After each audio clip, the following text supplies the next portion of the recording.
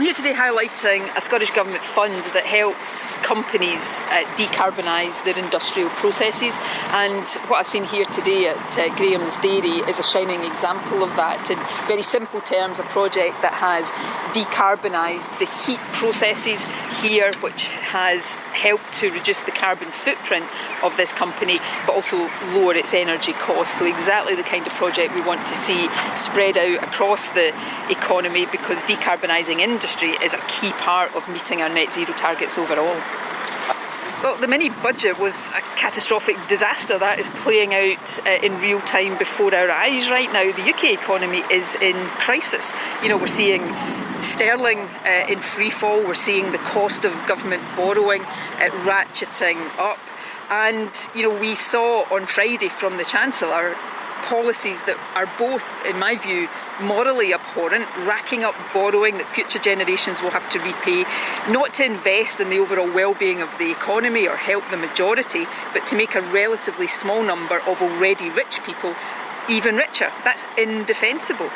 But these policies are also, as we're seeing right now in the reaction of the markets, fiscally reckless and are leading to a situation where interest rates and the cost of borrowing is going to soar in the UK, hitting people in mortgage repayments and other debt repayments, and we're going to see inflation continue to be a problem. This government, UK government, seems to have no idea what it is doing, the damage it is doing to the economy overall and to the living standards of the majority is deep and very, very serious. We'll take a sensible approach, which will be in stark contrast to the one we're seeing from the UK government. We have a situation right now where everybody, bar the most tribal Tory supporters, thinks what the Chancellor has done is morally repugnant and fiscally damaging and reckless.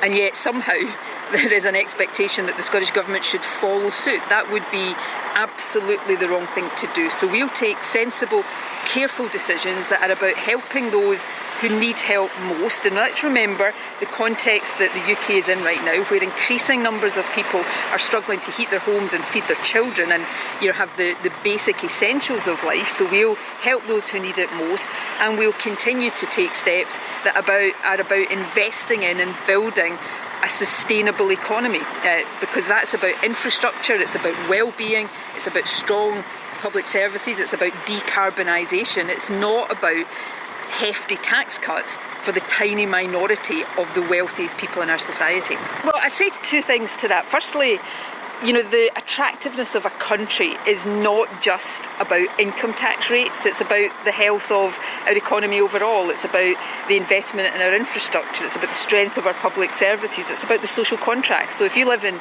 Scotland, unlike in England, you don't pay £9,000 a year for your children to go to university, you don't pay personal care costs if your elderly relative needs to be looked after in a care home, you don't pay for medicines through prescription charges. So, the overall attractiveness of a country is much broader based than just the income tax rates that the very, very richest in our society pay. Right now, of course, the majority of people in Scotland pay less income tax, and we have a much more progressive system.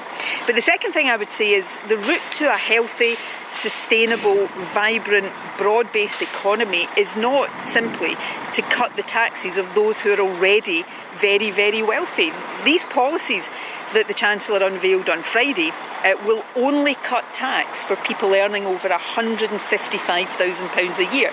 Everybody below that, and this is according to the Institute of Fiscal Studies, will pay more. They'll also be hit by rising costs of borrowing and soaring inflation. So why would the Scottish Government replicate in every sense an economic approach that everybody sensible thinks is a disaster for the UK? It would make no sense at all. So we'll continue to take decisions that are in the interests of the majority in Scotland.